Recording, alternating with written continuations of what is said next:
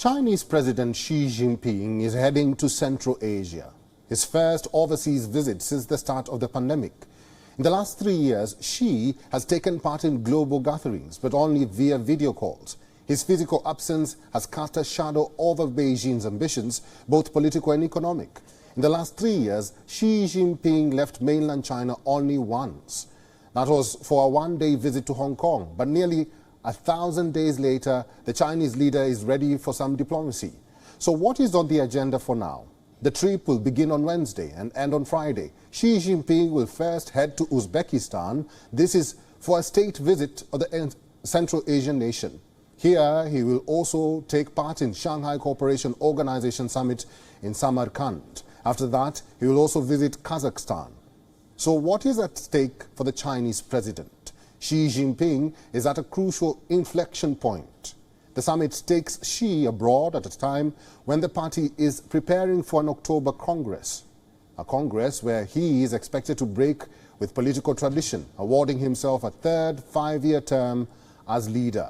This will make Xi China's most powerful leader since 1980s.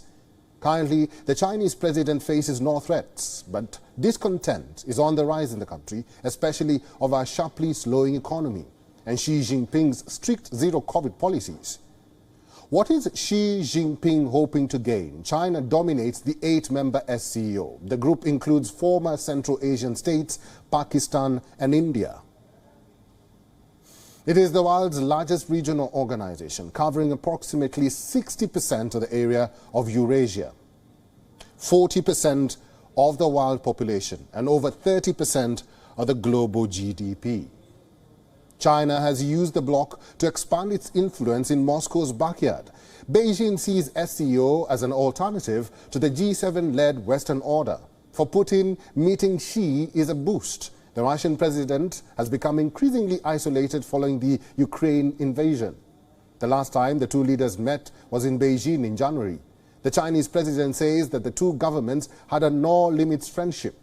Meanwhile, his trip will also help boost unity with China's Central Asian neighbors. Kazakhstan was the birthplace of the landmark Belt and Road Initiative. China-Kazakhstan relations have grown exponentially in the last few years.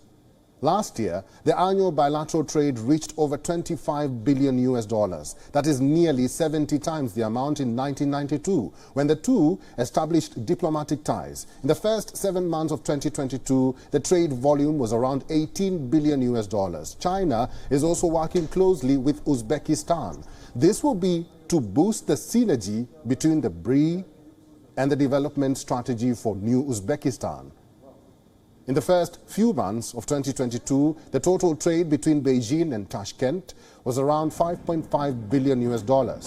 Both countries are working to achieve the goal of reaching $10 billion in bilateral trade.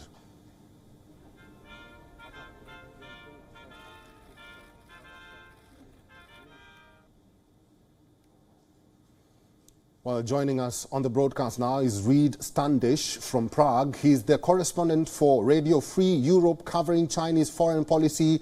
Reid, welcome to the program. Thank you. Many see this as China diplomacy reloaded. What's your view on Xi Jinping's travel to Central Asia?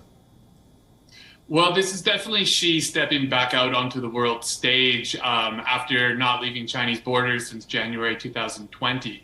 I think that this sends a big signal from Beijing, and it certainly shows where China and especially Xi's priorities are right now, which is the western part, the western frontier for China, which is especially Central Asia. And also that there's a lot of importance getting put on the SCO. The fact that Xi is choosing this as his first destination and a way to break his kind of diplomatic isolation, so to speak.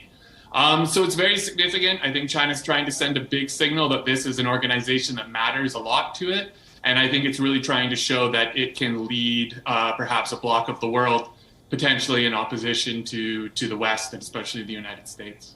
Focus has also been on China's building their bond with its neighbors. Do you foresee that? Do you think that China will be ready to boost their unity in Central Asia and in Asia as a whole?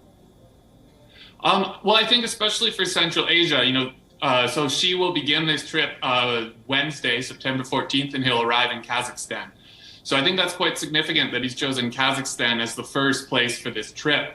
Obviously, Kazakhstan has been quite unnerved by Russia's invasion of Ukraine, as have other Central Asian neighbors who have been the source of some threats from quite nationalist officials and propagandists in Moscow. So I think that China is also trying to send a signal that it is there to support its Central Asian neighbors. Next, Xi will be going on to Uzbekistan for 2 days for the SCO. And there he'll be able to meet in person with all the leaders. Prime Minister Modi will be there, and as will President Putin. That's obviously a visit that's going to get a lot of attention. And that gets into, how much unity can he create around Central Asia? Xi is trying to boost ties and show that this relationship with Moscow is still intact and hasn't been strained too hard by nearly 7 months of war. But at the same time, it's trying to show the Central Asian states that it can protect their interests and perhaps be a regional leader as well. Reid, finally, why is Xi Jinping's trip very important? And looking at the stakes, what are the stakes for, the Chinese president traveling abroad? Well, obviously, the timing of this is significant. The fact that this is also a trip that is taking place 1 month before the Communist Party Congress, where Xi is expected to get another 5-year term as leader of the Communist Party, which would make him the most powerful leader since Mao Zedong, who was the last person to rule for 3 terms. So the fact that Xi's leaving the country a month ahead of this also shows that he feels very confident about where his power stands at home. And he's also sending a message to all of China's neighbors, especially all of those who are involved in the SCO, that he's going to be the man to deal with in the future, and that he's going to have his hands very firmly on the steering wheel of Chinese foreign policy, and that he should be the person to be dealt with. All right, we'll have to end this conversation here. Live from Prague, I've been talking to Reid Standish. Thank you very much for giving us time and for talking to WION today. Of course, thank you. WION is now available in your country. Download the app now and get all the news on the move.